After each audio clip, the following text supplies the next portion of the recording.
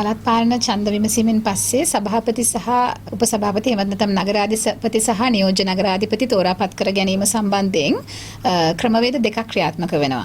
මෙතනදී 50% හෝ ඊට වඩා වැඩි සභික සංඛ්‍යාවක් යම්කිසි පළාත් පාලන ආයතන බල ප්‍රදේශයක් තුල කිසියම් දේශපාලන පක්ෂයක් හෝ ස්වාධීන කණ්ඩායමක් විසින් අරගෙන තිබෙනවා නම් එවන් අවස්ථාවකදී මැතිවරණ කොමිෂන් සභාව විසින් අදාළ දේශපාලන පක්ෂයේ හෝ ස්වාධීන කණ්ඩායමේ අදාළ දේශපාලන පක්ෂයේ නම් පක්ෂ ලේකම්වරයාගෙන් එහෙම නැත්නම් ස්වාධීන කණ්ඩායමේ නායකයාගෙන් ඉල්ලීමක් කරනවා තමන්ගේ සභාපතිවරයා එහෙම නැත්නම් මහනගර සභාවක නම් නගරාධිපතිවරයා සහ නියෝජ්‍ය නගරාධිපතිවරයාගේ නම් යෝජනා කරන ලෙස මැතිවරණ කොමිෂන් සභාව ඉල්ලීමක් කරනවා. එතකොට ඒ අනුව 50% හෝ ඊට වඩා වැඩි සභික සංඛ්‍යාවක් කිසියම් බල ප්‍රදේශයක් තුල කිසියම් දේශපාලන පක්ෂයකට හෝ ස්වාධීන කණ්ඩායමකට සහතික කර ගැනීමට පුළුවන් වුණා නම් ඒ නගරාධිපතිවරයා හෝ එහෙම නැත්නම් සභාපතිවරයා අදාළ දේශපාලන පක්ෂයෙන් තේරිපත් වෙන පැහැදිලි නීතිය කිසිම ගැටලුවක් නැහැ.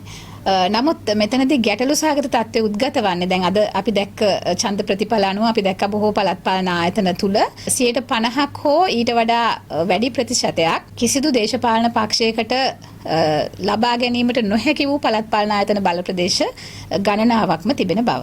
ඒතර මේ අවස්ථාවේදී තමයි ප්‍රශ්නය උද්ගත වන්නේ සභාපතිවරයා තෝරාපත් කරගන්නේ කෙසේද? එහෙමත් නැත්නම් නගරාධිපතිවරයා තෝරාපත් කරගන්නේ කෙසේද කියන කාරණය ගැන.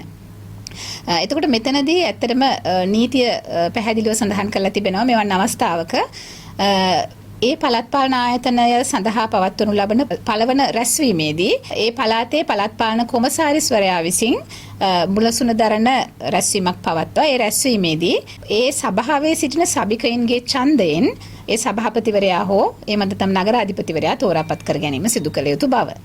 මේ තෝරාපත් කර ගැනීම සිදු කිරීමේදී නීතිය පැහැදිලිව සඳහන් කරලා තිබෙනවා එය සිදු කරගන්නේ කෙසේද කියන කාරණේ.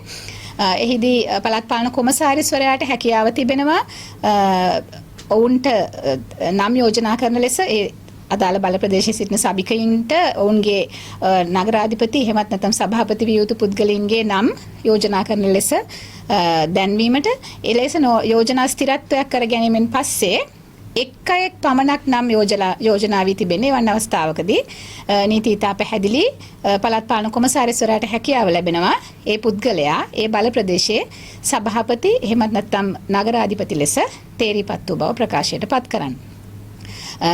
ගැටලු උද්ගත වන්නේ පුද්ගලයන් කීප දෙනෙකුගේ නම් දෙදෙනෙකුගේ හෝ ඊට වැඩි සංඛ්‍යාවකගේ නම් ඉදිරිපත් වී තිබෙන අවස්ථාවකදී එවන් අවස්ථාවකදී ඡන්දයකට යාමට සිදු වෙනවා. ඒ ඡන්දයට යන අවස්ථාවේදී සභිකයින්ට හැකියාව තිබෙනවා තමන්ගේ කැමැත්ත අනුව රහස් ඡන්දයක් හෝ විවෘත ඡන්දයක් මත මේ තෝරා ගැනීම සිදු කරන්න.